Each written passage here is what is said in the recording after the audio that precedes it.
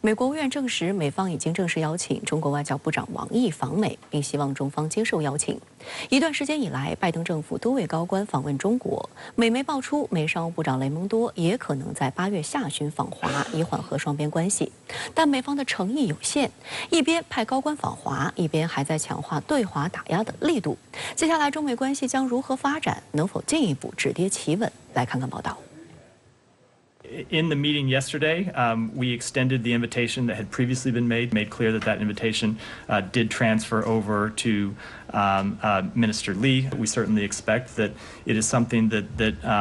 they would accept, and it is a trip that we expect to happen, but we have not yet scheduled a date. 美国国务院发言人米勒在1号的记者会上证实，美国已经正式邀请中国外交部长王毅访问华盛顿。深圳卫视注意到，美国务院7月31号深夜发布消息称，美国国务院负责东亚与太平洋事务的助理国务卿康达和白宫国安会中国事务高级主任贝沙兰当天会见了中国外交部北美洲和大洋洲事务司司长杨涛。美方称，这是保持沟通管道畅通、负责任地管控双边关系的持续努力的一部分，并用坦诚、实质性和富有成效形容这场会谈。 中国大使馆随后发布的消息稿中，同样使用了坦诚、深入、建设性的描述，并强调杨涛阐述了中方在台湾问题上的严正立场。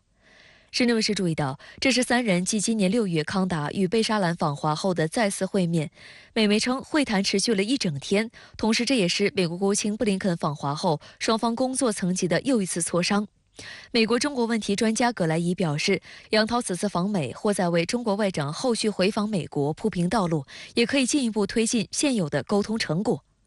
值得注意的是，6月中旬，美国国务卿布林肯访华期间，以及7月中旬在印尼雅加达召开的东盟外长系列会议期间，王毅都与布林肯进行了会见。王毅对布林肯明确表示，稳定和发展中美关系最重要的一条就是重回巴厘岛议程，下一步的关键是拿出实际行动，争取两国关系重回正确轨道。 双方要从具体事情做起，坚决阻止灰犀牛，妥善处理黑天鹅，彻底搬掉拦路虎，为中美关系的稳定积累条件，排除干扰。 美方其实他在一系列领域的利益诉求，实际上由于得不到中美关系的有力配合，得不到中方的有力支持，其实呢也面临很大的困境。这也就不难理解为什么今年以来，从布林肯到耶伦，美方的一系列高官呢都积极的来访华，同时呢美方呢确实呢也在多种渠道、多个场合呢表现出愿意呢缓和中美关系、改善中美关系的愿望。从这个角度来说，我们可以看到美方呢它出于自身的利益考虑呢，它确实呢还是希望中美关系能够得到有效的管控，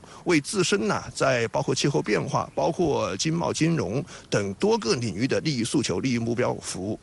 外界注意到，美方虽然不断提出要校准中美关系，避免冲突对抗，但并没有减缓对华打压的力度。美国白宫网站日前发布消息宣布，将动用总统提取权，向中国台湾地区提供价值3.45亿美元的军事援助。具体项目包括装备、军事教育和培训。美联社披露，美方将向台军提供单兵便携式防空系统、枪支以及导弹等，并称美国国会在此事上正不断向白宫施压。 8月2号，中国外交部发言人回应表示，已就此事向美方提出严正交涉。值得注意的是，虽然美国商务部长雷蒙多主动向美媒爆料称自己正在筹备8月底访华，但8月1号，美方以涉疆问题为由，将2家中国企业拉进所谓实体清单。彭博社近日还援引消息人士的话称，拜登计划于8月中旬之前签署升级对华半导体领域技术投资管制的行政令。 分析认为，假如上述消息属实，将给中美关系造成进一步的破坏，也将再次暴露美方嘴上说要稳定对华关系，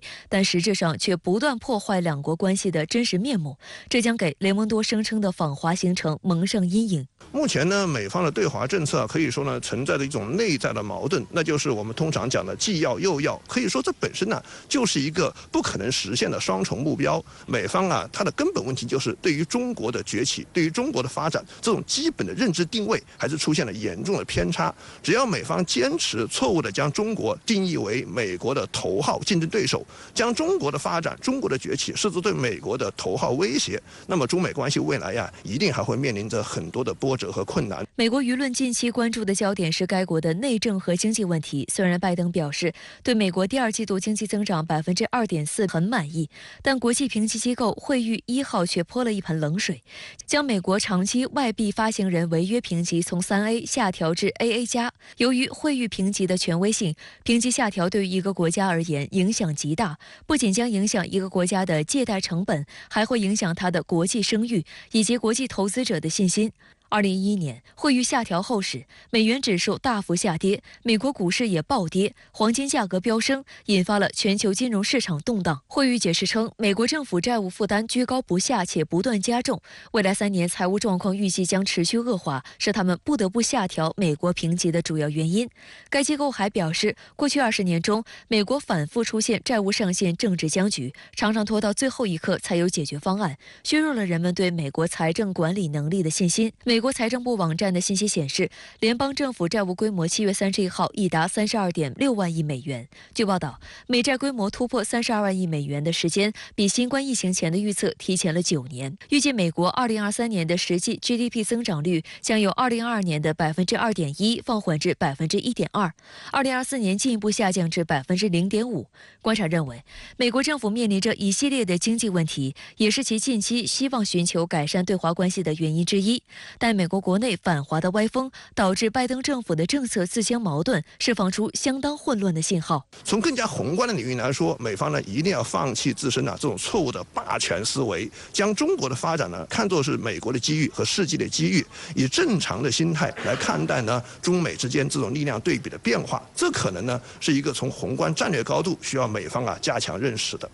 美国国务院说已正式邀请中国外长王毅访美，那么中方为何还没回应？促成王毅到访美方还应该怎么做呢？梅西你好，美国邀请王毅访美，大概呢是中美外交高官在华盛顿工作磋商的议题之一。但是呀，中美外交官华盛顿磋商的报道中，中美呢还是有差异的。中方说双方进行了坦诚、深入、建设性会谈，美方呢则说双方进行了坦诚、实质性和富有成效的会谈。那么美方呢如何体现富有成效呢？美国国务院呢就急不可耐地宣布了，说呀这个美方正式邀请王毅外长访美。当然呢也承认不知道中方是否接受了邀请，反正呢美国是期待中方能够接受邀请。那么为什么到目前为止中方并没有做出回应呢？我估计有3件事中方对美国并不满意，还没看到这个美方有落实的迹象。这3件事都是王毅亲口向美国国务卿布林肯讲的。那么今年6、72个月呢，就当面讲了2次。这3件事是要求美国取消对华非法单边制裁，放弃对中国科技发展打压，不得肆意干涉中国的内政。说白了呢，就是要求美国取消对华进口商品加征的关税，放弃对华在芯片和技术上的出口限制，在台湾问题上呢，不得一次次的玩火。美国政府呢，已经有3位高官访华，国务卿、财长、总统气候特使。第4位高官，商务部长雷蒙德呢，也将在本月底访华。看美国究竟做了什么呢？好像什么也没做，只是不断的口头承诺要稳定中美关系啦，减缓中美紧张了。而更糟糕的是，美方在不断的制造麻烦，特别呢是在台湾问题上。赖清德窜美呢是中美关系的又一次重大考验，美方如何处理，恐怕呢会影响王毅访美。如果美方处理方式超出了中国的底线，那不排除呢中方会让美国的邀请信变成废纸一张。